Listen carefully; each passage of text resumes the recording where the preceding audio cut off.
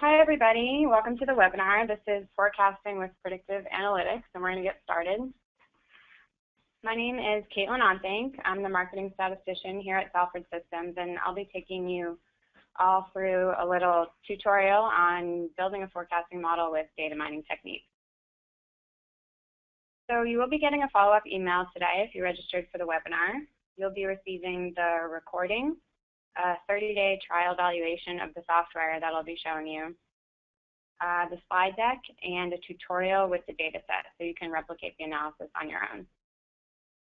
You can still register after the webinar is over if you'd like to receive the materials or if you want to send them to any of your colleagues, and they can download the materials as well. So again, that follow-up email will be coming either later today or tomorrow.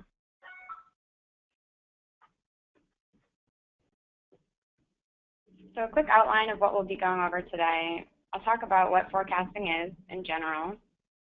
Then we'll be looking at a specific problem. We'll call it the Brazilian oranges problem. I'll explain a little bit about the main data mining technique we'll be looking at today, TreeNet stochastic gradient boosting. We'll look at incorporating some time series components, forecasting future sales, and then we'll also compare it to standard regression so you can see the difference. After that, I'll go over some case studies just to show you a variety of different ways that you can use data mining and forecasting. If we have time at the end, we'll do a Q&A, and if I don't get to your question today, I'll be addressing all of your questions individually via the email that you registered with.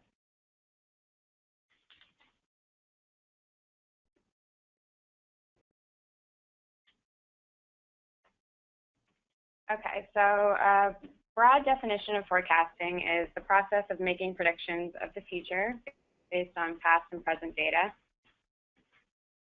And what data mining allows us to do is leverage the data out there that has some of these characteristics. So if your data has variables that change over time, as well as static data, you might have hundreds or thousands of independent variables. Your data might reflect today's ever-changing economic environment. And you might also find that your data can underperform in conventional statistical or time series modeling situations. And so data mining attempts to address all of these problems. And as with any techniques, there are benefits and risks to forecasting. Obviously, if you can build a great forecasting model, the benefits are reducing the uncertainty of the future. You can gather evidence for business decisions. For example, if you're working on a retail problem and you build a great forecasting model, you'll be able to control your inventory, you know how much to buy. And if you're revising your forecast as new data comes in, your model will only be stronger. On the other side, there are some risks to forecasting. If you have a lot of inputs into your data that change over time, such as market conditions or consumer behavior, and you see any slight fluctuations in these inputs, your entire forecast could be rendered meaningless. So keep these in mind as we talk about the forecasting models today, that while there are some benefits, it can be very risky.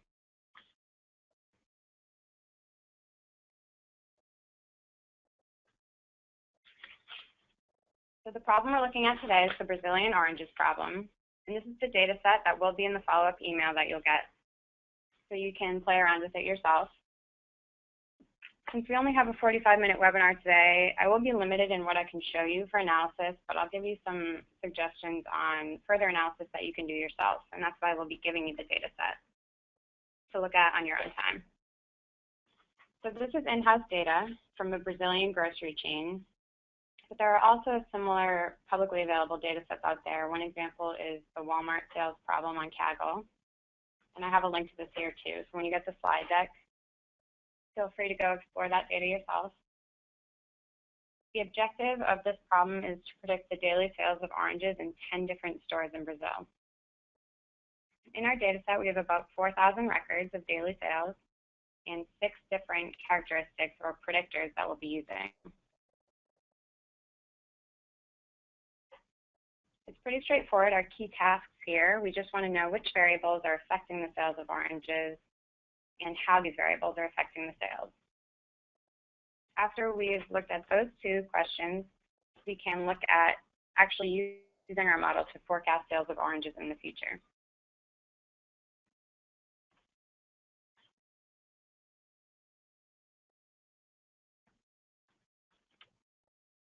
So before we start using this data, I'll just give you a quick screenshot here of what the data set looks like. The column in red, sales, is what we're trying to predict. We also have variables such as date, store number, month, day of the week, unit price of oranges, date in which the store resides, climate, and whether there's a promotion on that particular day or not. So it's important to see here that the structure of the data is ordered by date and is also aggregated by store. And this will come in handy later when we're starting to look at incorporating time series components into our analysis, such as lagged variables. So I'll mention this now, and I'll also point it out later while we're looking at the data in the software. And it's important too, if you're working with your own data that might be ordered by date or aggregated by certain variables, to make note of that so you're not starting your analysis with data that's not in the right format or not ordered properly. So again, we're trying to predict sales here using these other variables.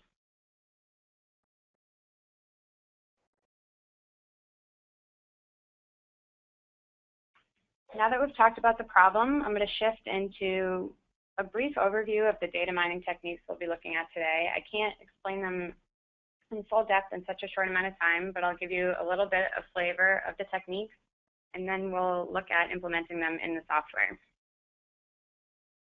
So the basis of what we're looking at today is a regression tree.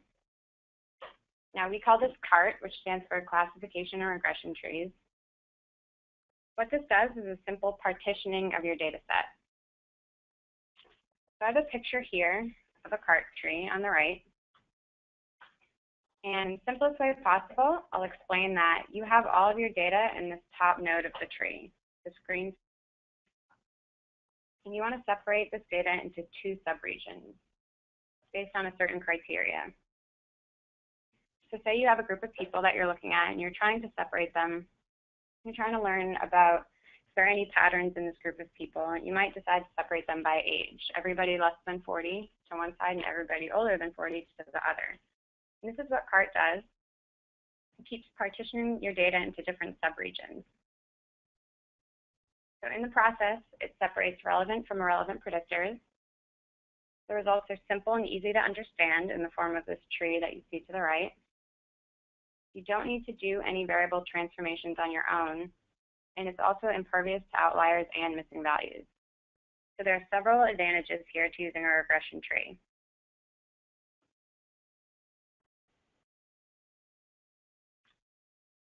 CART has become known as the fastest, most versatile predictive modeling algorithm available to analysts, and it's the foundation to modern data mining techniques such as bagging and boosting.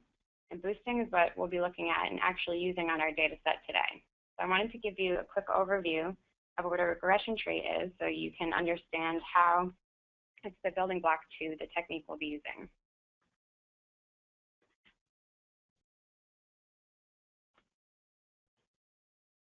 So this is a slide about TreeNet gradient boosting. I'll be using TreeNet on the oranges data set today.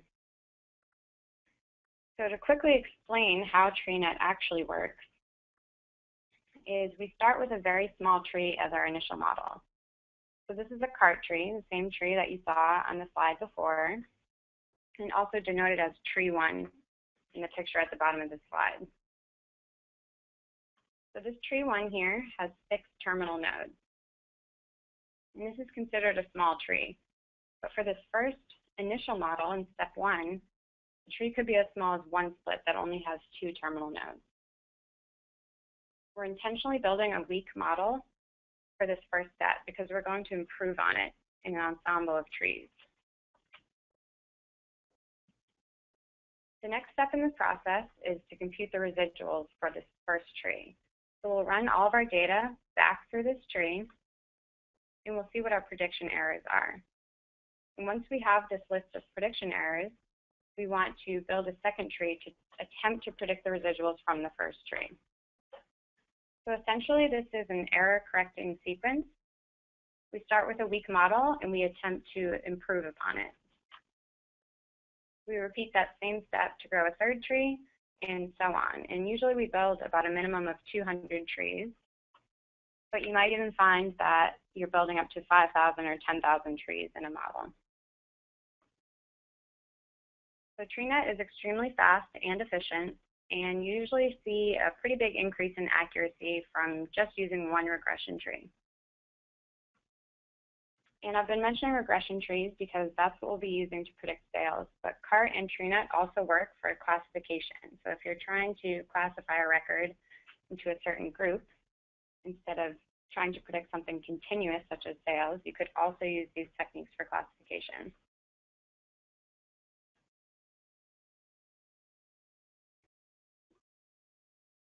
Okay, so let's continue on with building a TreeNet model.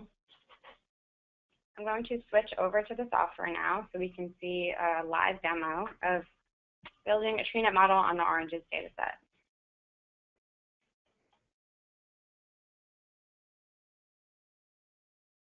Okay, so I have SPM open on my screen right now, our Salford Predictive Modeler.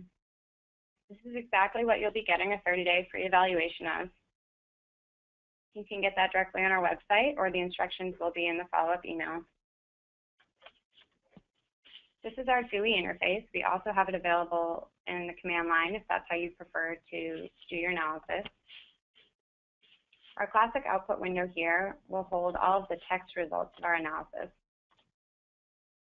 And if you wish, you can also create models straight from the command line here. As you can see, you can type. But we'll just be using the GUI interface today, just simple point and click to build a TreeNet model. The first thing I need to do is open up our data set. So there's a little shortcut in the top left corner of the software, a little folder, and it says open. So when I click this button, you'll see a dialog box to open a data file. So I'll find oranges.csv. I typically use CSV files, but if you'll notice, we do support many different types of files for import. We have Excel files, ASCII, JMP, Minitab, SAS, R, etc. Once I've chosen the file, I just click open, and we've imported the Brazilian oranges dataset. Once you've imported the dataset, you'll see this activity window pop up. This lets you know that you've imported your data correctly.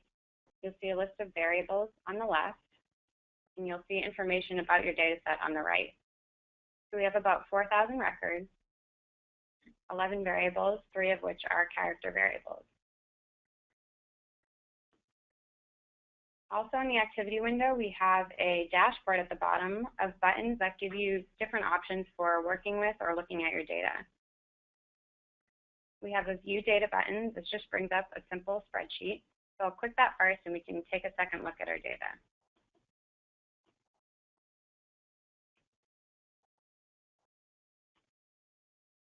So here we can see the same snapshot that I showed you in the slide, but now we have all 10 stores.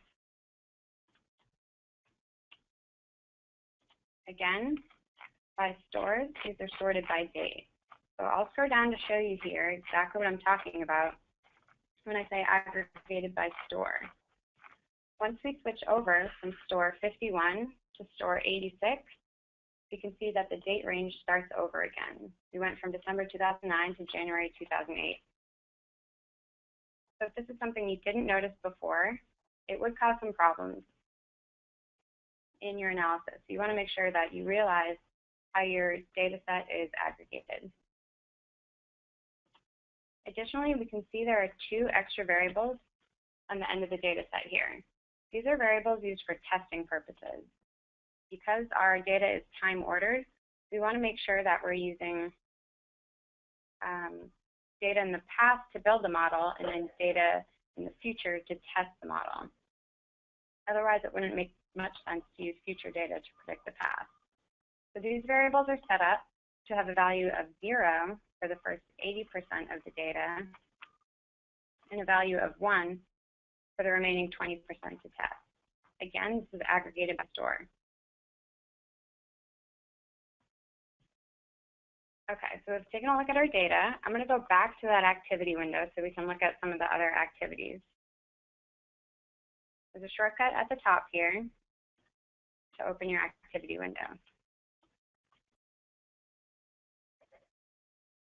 You also have the option to run some descriptive statistics on your variables, create frequency distributions, compute a correlation matrix, do some simple data preparation, set some options, score your data, which we'll be looking at later, and finally build a model. And so this is the one we're interested in now because we want to build our TreeNet model.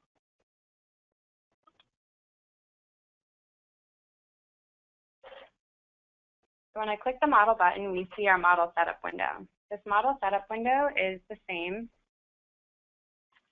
in this first tab, no matter which analysis engine you're using.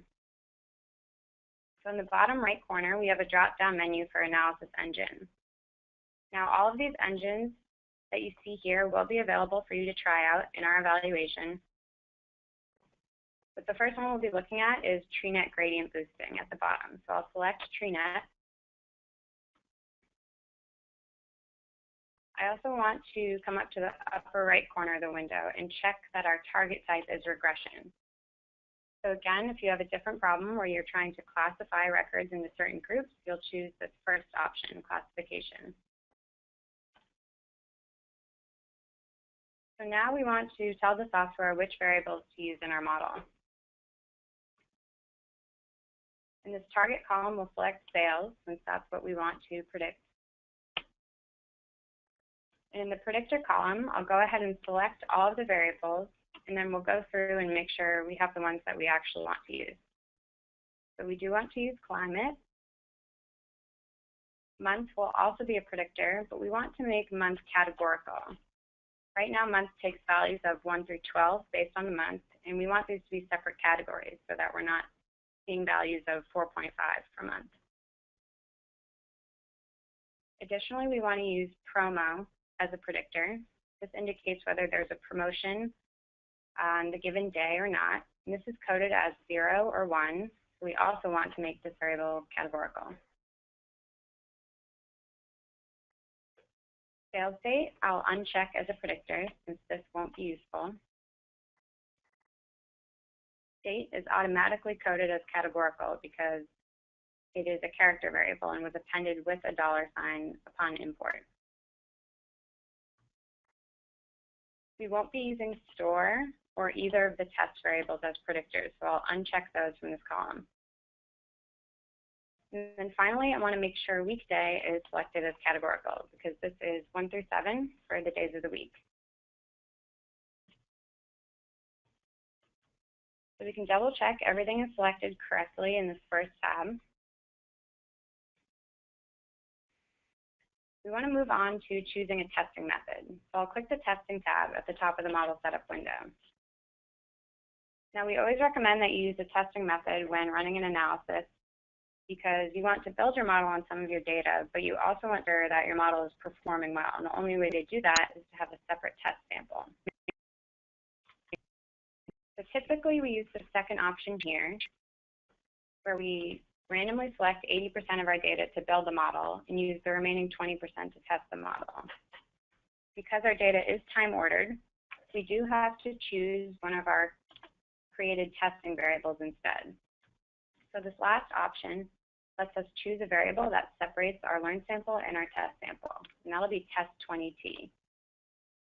I've also included a test50t variable that separates the data exactly in half. So it depends on your preference if you'd like to use half the data to test, as well as half to learn. In this case, since we only have about 4,000 records, I'm going to choose the 80-20 partition. So one other tab I'll look at is this TreeNet tab. This gives us controls on how the TreeNet engine runs. The first thing here is choosing the TreeNet loss function. I'll choose least squares here.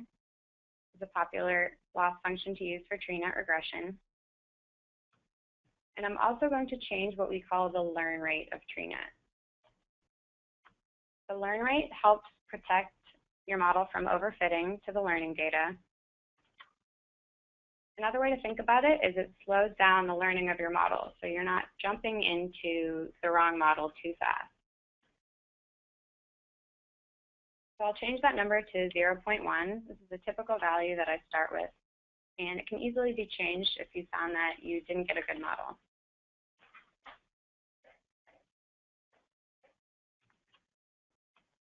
So just to recap, I chose the variables I want to use for TreeNet. I set a testing method, and I changed a few of the TreeNet control parameters. So I'll come down to the bottom right of the window here and click the Start button.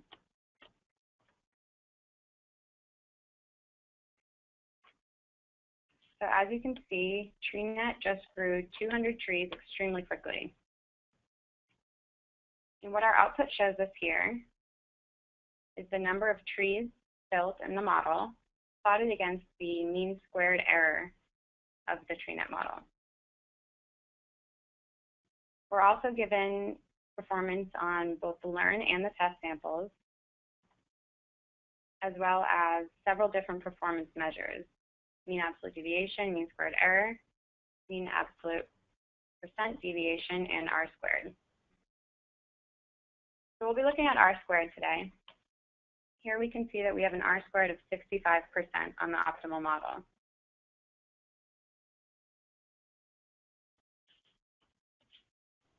Now, we haven't incorporated any time series components yet here, or the lagged variables that I mentioned before.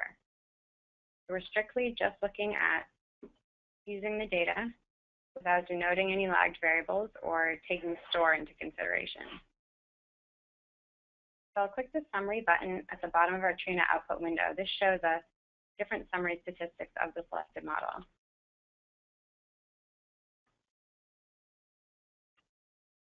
When you open this window, you'll see many more error measures, such as root mean squared error, AIC, BIC, R-squared, for both the learn and test samples. So depending on which performance measure you prefer to use, they're all listed here for you. The other important summary tab I want to look at is variable importance. When I click this tab, we get a list of the variables included in the TreeNet model and their relative importance scores. This is a quick and easy way to see which variables are contributing to your target variable. And here we can see unit price was the most important variable in predicting sales of oranges. You might also notice that we don't see climate on this list. If I click Show Zero Importance Variables, you'll see climate appear at the bottom.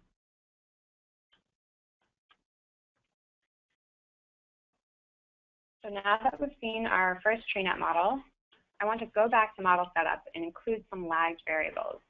And I'll explain what those are in a minute.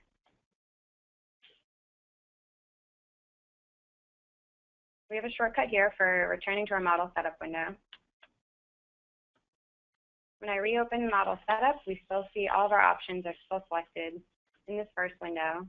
Our testing method is still the same. All I want to change here is clicking this Lags tab. So when I click Lags, we see a window that lets us choose which variables we want to lag. Now, for those of you who don't know what a lagged variable is, I'll give you a quick example. So if we want to predict the sales for today, we might decide that the sales for yesterday may be a good predictor. We also might want to use the unit price of oranges yesterday to predict the sales of oranges today. So what I'll do here is I'll put a 1 in this column for unit price, sales, and for promo. So what we're doing is we're deciding to use the value of yesterday's promotion, yesterday's sales, and yesterday's unit price to see if that will help add more information for our sales today. Now, if you'll notice at the bottom of this tab, we're told what a block variable is. Data must be sorted by any block, and lags are restarted in every block group. So we want to denote that store and month are both block variables in this data set. That's because once we move over to a different store, you want the lags to restart. Otherwise, you'll be looking at the unit price from store 51 and predicting for sales today in store 86. So we want to make sure that the software knows how our data is set up and to restart the lags in each of those groups. So again, I'll just click Start, and this will rerun the same exact TreeNet model, except including the 3 lagged variables.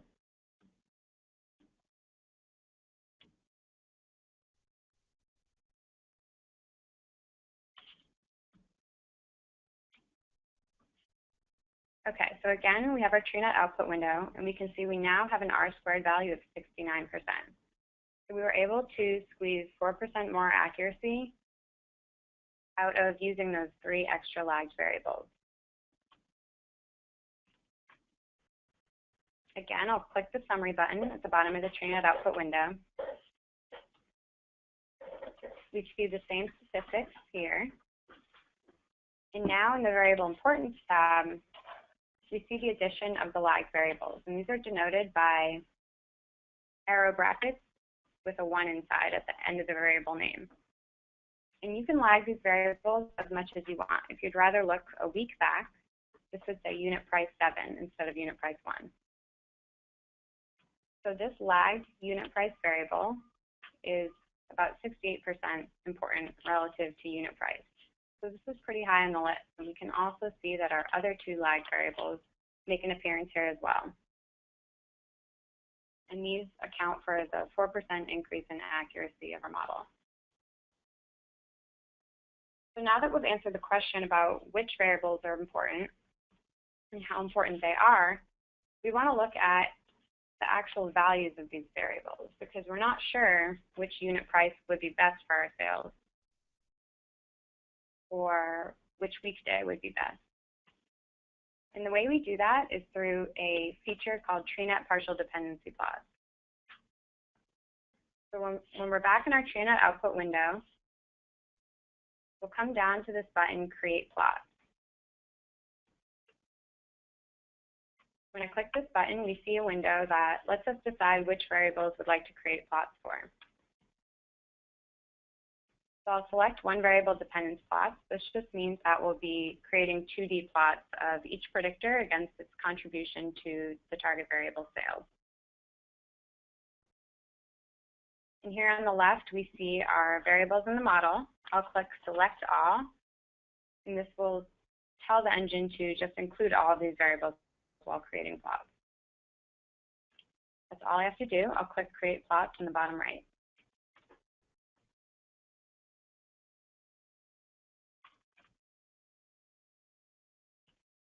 After you create your plots, you'll see a plot selection window.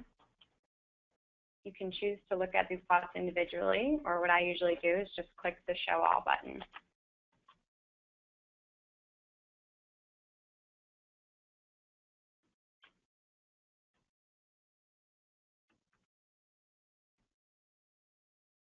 Okay, so the way these plots are created is we have one plot per predictor. So for example, unit price here is plotted on the x-axis with all of the values that appear in the data set. And the y-axis is the contribution to the target variable sales. You can't directly interpret this y-axis as sales. It's the contribution to sales, and this plot has been centered and averaged. So when interpreting these plots, it's best to use the change in x with respect to the change in y. So you want to look at incremental change here. So for example, we can see that the highest point of contribution to the target variable looks like it occurs around 50 cents of unit price of oranges. So this lets you know that These lower prices are better for sales.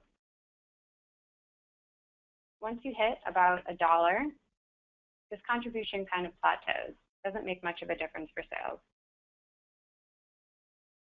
For state, it looks like RJ state, which is Rio de Janeiro, has the best impact on sales.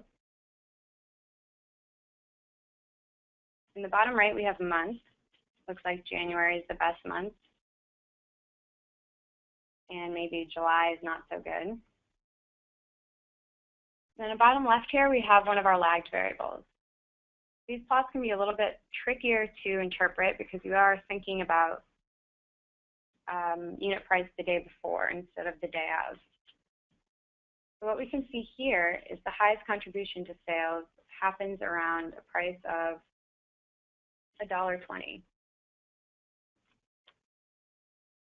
Now what this means is that if the unit price the day before was around this value, and the unit price today was about half of that value, you might have a better increase in sales.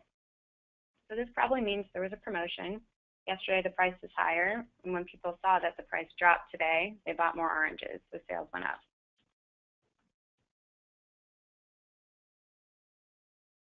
When we scroll down, we can see weekday. Looks like Wednesday is the best day here. We can see our promo variable. Obviously, having a promotion is having a better effect on sales. It's also interesting over here to see that our lagged promo variable is in the opposite direction. So it's actually better for sales to have a promotion today if there wasn't a promotion yesterday.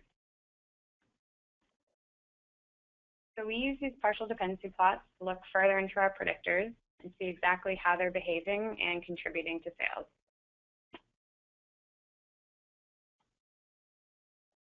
In cases where you have continuous predictors such as unit price, we also have the facility to create spline approximations to this plot and export them as transformed variables. I won't show you that today because we still have more to go over, but just keep that in mind.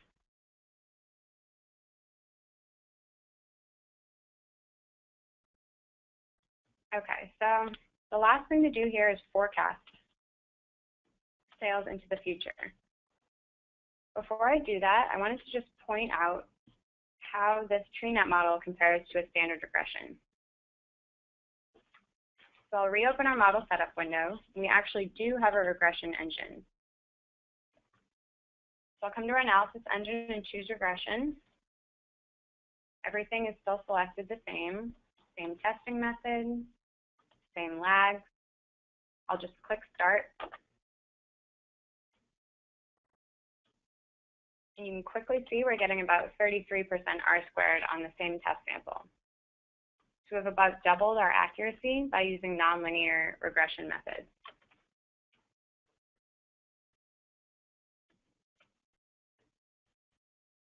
Okay, so I'll go back to this TreeNet window. So say that you're happy with this model. You have 69% R-squared, and you want to use this model to forecast. The way to do that is through what we call scoring. In the bottom right of the TreeNet output window, we have this button called Score. When you click that, you bring up a Score Data dialog box. There's 3 important steps to scoring data. The first is to open the data file you wish to score. Now, in a typical situation, you'll have a separate data file with records in the future that you want to run through this existing model. Now, because we don't have access to future data in this situation, I'll illustrate the process just by running through the data set that we already have opened. So you can see oranges.csv is already selected here. The second step is to select the model that you wish to score your data with. Now, since I selected the Score button from this TreeNet model, it's automatically populated in here. But you might decide to use a different model if you have another one saved. So you'd open that here. And then finally, you want to decide where to save your score results. So I'll click this checkbox next to Save Scores As. And I'll just save it as oranges_score.csv. I'll click Save. And I'll also check that I want to save all model-related values. And this just makes sure that you have all of the input variables as well in your CSV file that comes after the scoring process is over.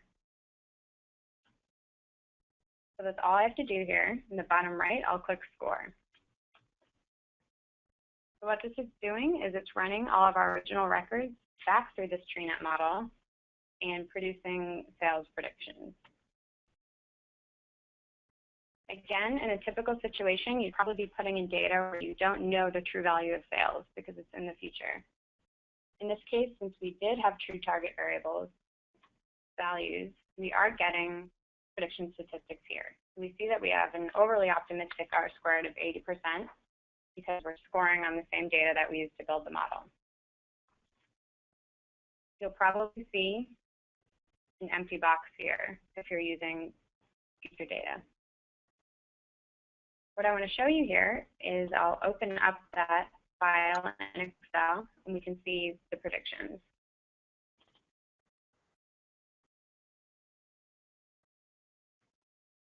So what you get in a scored file, you have your case ID, and then you have this response column. This is your predicted response from the TreeNet model. This is exactly what TreeNet is predicting the sales will be on each of those days. Now we also have a residual column because we do know what the true sales are. And all the columns here to the right are just our original data set.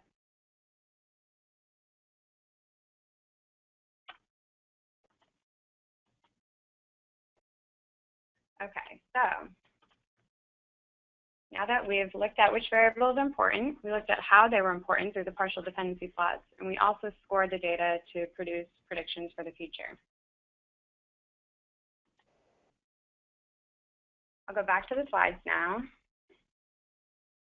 and I'll just show you some results of scoring that data. So I simply took that scored file and I just created charts for each of the stores in the file. And I illustrated with different colors. We built the model on this first 80% of the data, and then we tested on the remaining 20%. So we can see here how our model actually performed on that remaining 20% of the data. This right graph here is simply just zoomed in on that little section so you can see how close it is. So for store 1040, the model actually did a very good job in predicting sales. You can see the orange line follows pretty closely with the black. Now for an example of not so great predictions, store 51 didn't perform as well. You can see there are quite a few jumps in date through September and November where there weren't information on sales, and the engine had a problem predicting specifically this orange spike right here in the middle. So some stores definitely predicted better than others. And this is something you might want to look into further. So I showed you one good store, one bad store. And I also have a slide here for suggestions on further analysis. You could look at performance by store. You could build separate models for each store. You might want to leave out some of the stores with poor predictions, such as store 51. Another thing you could try is play around with unit price and promotion values, see what the optimal combination is there. You might want to put together some hypothetical future data that you can run through your model to see how these would work. It might help you set these values for the future. I mentioned before that you can take lags a step further and include more 2 days before, 3 days before. You might want to look at a week or more, depending on what your data is trying to predict. Finally, you want to use your full data set to build a model when you want to forecast future data, and you want to update as your new information comes in.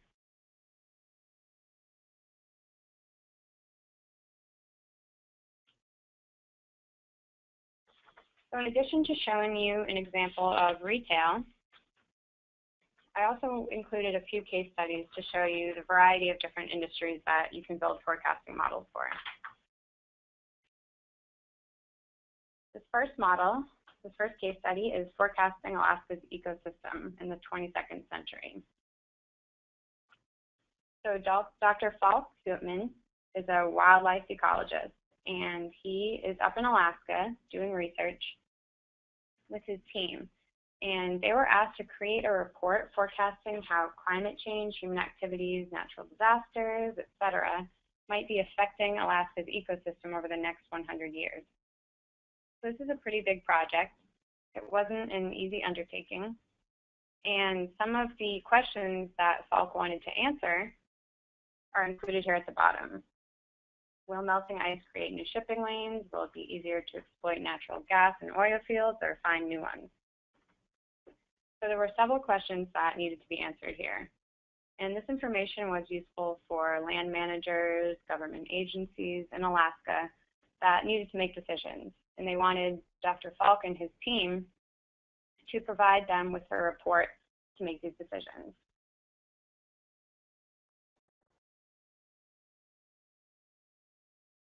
So the way this was done was the team analyzed data on more than 400 species of animals, plants. They analyzed the different diverse landscape biomes. And Dr. Falk actually goes into the field and collects this information himself. And he found that traditional statistical techniques for forecasting weren't working very well in this situation. He had a lot of variables, and he found that random forest worked extremely well. Now, random forest is another one of our data mining techniques.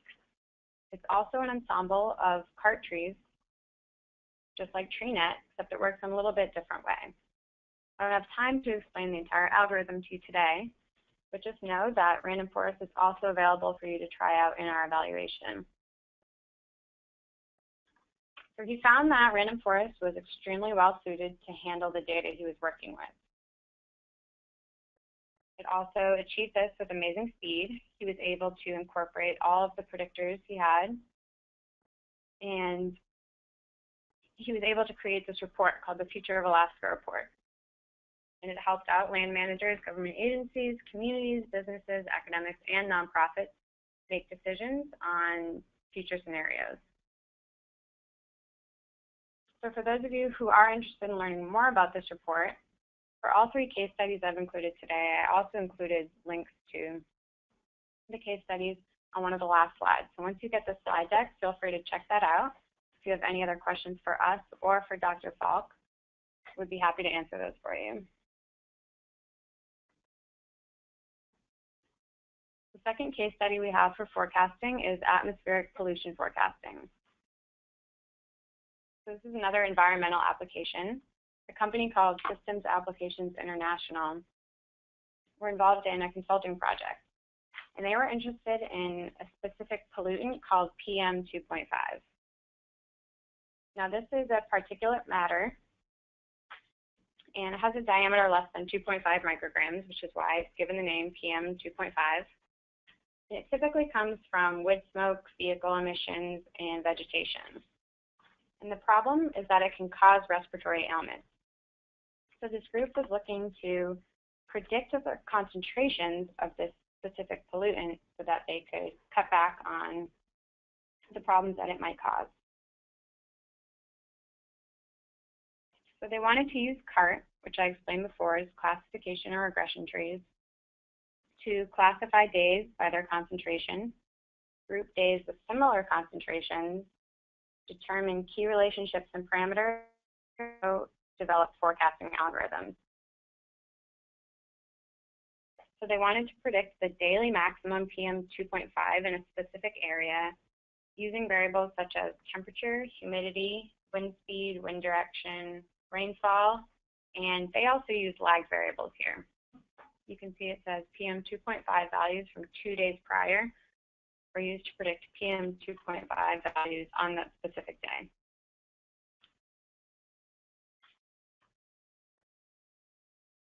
Again, I'll just mention that I'm giving a brief overview of these case studies. The real case studies have a lot more information, so if this is something that's of interest to you, please go ahead and follow the links at the end of the presentation to get more details on the actual analysis done.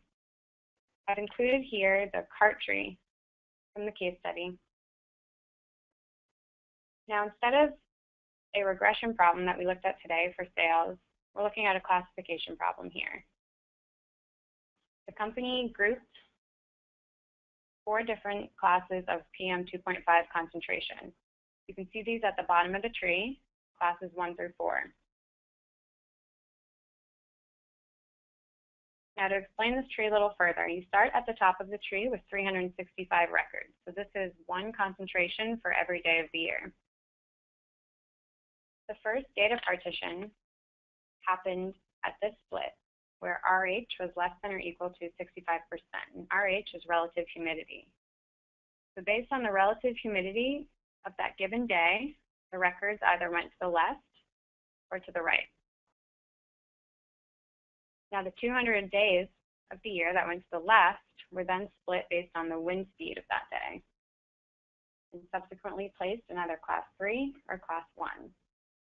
And below the classes, you can see the different concentrations of the particulate matter. On the right, the 165 days were split based on the wind direction. So this is a pretty simple example of a cart tree. This is not a cart tree straight from our software. This is a cart tree used in the study of this company. And it resulted in 80 to 90% of days of the year being correctly classified. So this is a high classification accuracy. In addition to a high accuracy, they were able to derive relative importance of the input variables. So this is also what we saw in our oranges example of finding out which variables were important. And most importantly, they were able to develop a forecasting tool that uses this cart tree to decide which days in the future would have higher concentrations so that maybe they could make some changes in that specific area.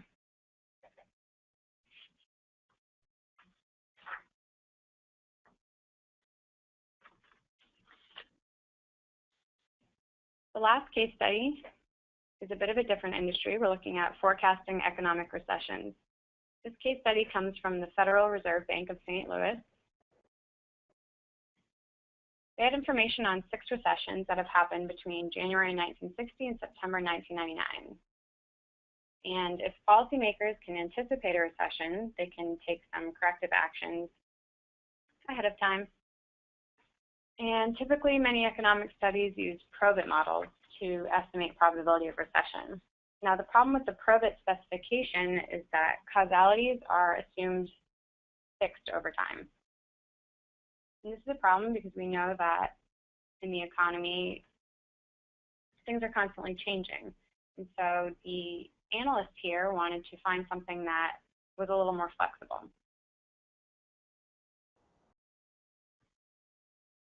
Additionally, the analyst has to choose variables included in a Probit model and determine their level of interaction. So this particular analyst in this problem decided on using MARS to compare to the Probit model. And MARS stands for Multivariate Adaptive Regression Splines. This is another nonlinear data mining technique available in our software. A lot of the same advantages that CART and TreeNet have.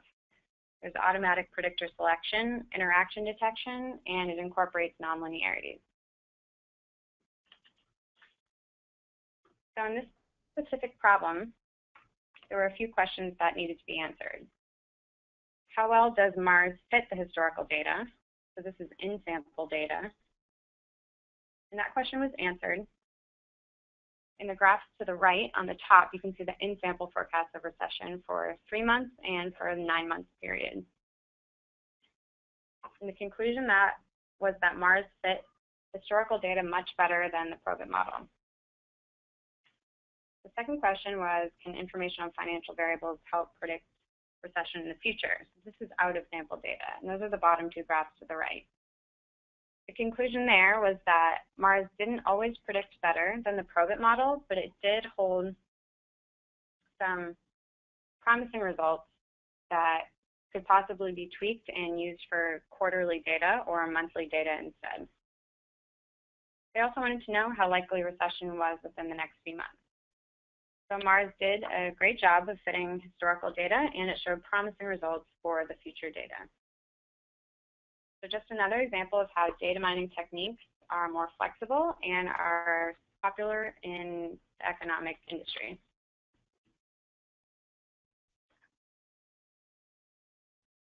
For those of you in other industries, I have listed here some other applications, environmental, such as predicting the weather or earthquakes. Forecasting can also be used in the medical field, such as looking at the spread of disease. You might look at the onset of diabetes. Here I have an example of predicting Parkinson's disease progression. And these are all live links that you'll be able to click once you get the slide deck. You can also forecast the household power consumption. Might be useful for energy companies. And then finally, we have retail, forecasting demand or forecasting sales like we looked at today.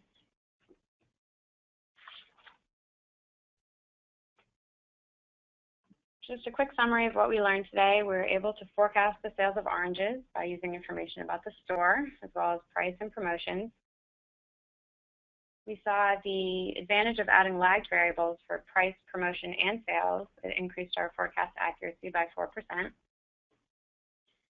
And that increase in forecast accuracy was just on a first run. There were always more parameters, more advanced controls in TreeNet that we can change and possibly squeeze a bit more accuracy out. Today was just a quick illustration on how quick and easy it is to run a TreeNet model.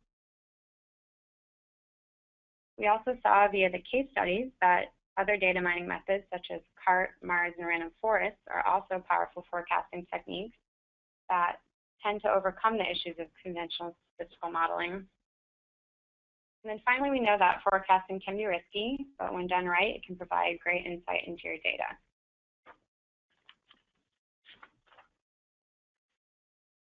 So here on the references, I have the 3 case studies. These are the links you can follow if you want to find out more about the Alaskan ecosystem, the forecasting recessions, and the atmospheric pollution forecasting.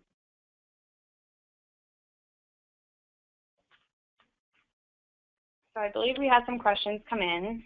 Any questions that I don't get to answer today, I'll answer via email directly to the address you provided when you registered. And then if you have any questions after the webinar, they can be sent to support@salford-systems.com. Again, I'll just reiterate that you'll be getting a follow-up email either today or tomorrow that has the recording of this webinar, a 30-day free evaluation of the software, the Oranges dataset, a tutorial on the demo that I gave, and the slide deck. So thank you for joining us. I'll take a look at a few of the questions, and the ones I don't get to, I'll address later today. This is our last webinar of this year, so look for more webinars in 2016, and if you have any suggestions on topics for webinars that you'd like to see, please feel free to send those to us.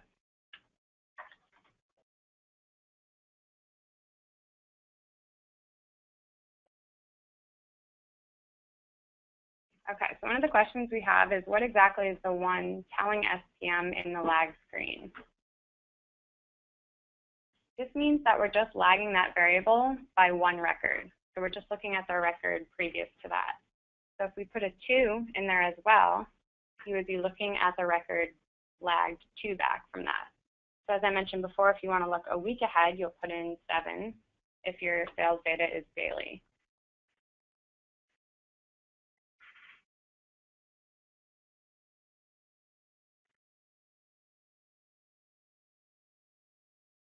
Another question is, I see the non-lagged sales variable is not listed. This is because we're using the non-lagged sales variable as our target variable. This is what we're trying to predict, so it won't show up in the list as a predictor. But we are using the lagged sales variable as a predictor.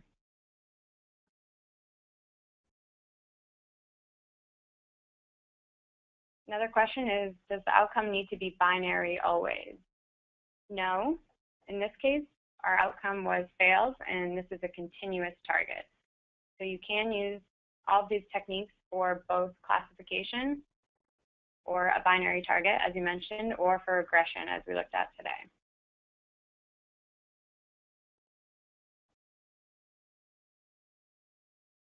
Another question is, do you have a feature that could export all of the GUI methods into code, like a macro? So we do have a feature in the software called Translate. And the Translate feature, I believe, is not available in the evaluation you'll download today. But if that's something that you'd like to explore, go ahead and send us an email and we can turn that on for you. And you can translate any of the models that you create into SAS, C, Java, or PMML.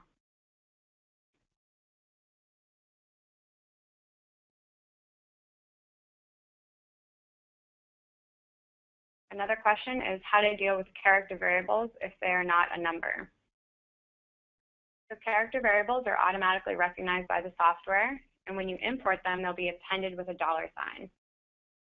And they will be treated as character. And so if you think about how I explained with a cart tree when you're partitioning your data and you're sending certain values to the left and certain values to the right, the same thing will happen with a character variable. This is automatically handled by the software, and certain values of your character variable will just be sent to the left of the tree, and certain values will go to the right. So it's handled for you. You don't have to change anything about that. Another question is how to determine which independent variables to include in the model. The great thing about these techniques is that they are automatic predictor selectors. So we typically include all the variables that could possibly be in the model, and Cart and TreeNet decide for you. They go through a system of ranking these variables by importance based on their contribution to the target variable. And so they will be selected. As we saw earlier, climate was automatically left out of the model because it was deemed not important.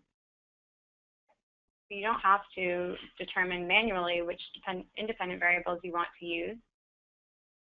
It will be done for you. Another question is why did you add month as a group ID? So the reason we had to add month as a group ID is because we had discontinuity in our dates. So for example, in January, we only had a week available of sales data, and then it jumped to February. We also had to denote this as a block so that the lags would start over when the month changed.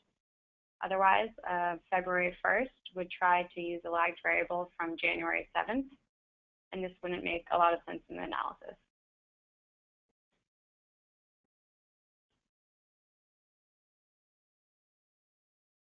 So a few of these other questions are a little more technical, looking for detailed documentation on how R-squared is calculated. So we're about at the hour, so any questions that are left over, I will address them by email later today. I'll send it directly to you. And if you have any more questions, please submit them to support@salford-systems.com. Thank you again for joining us, and look for more webinars in 2016. Thank you.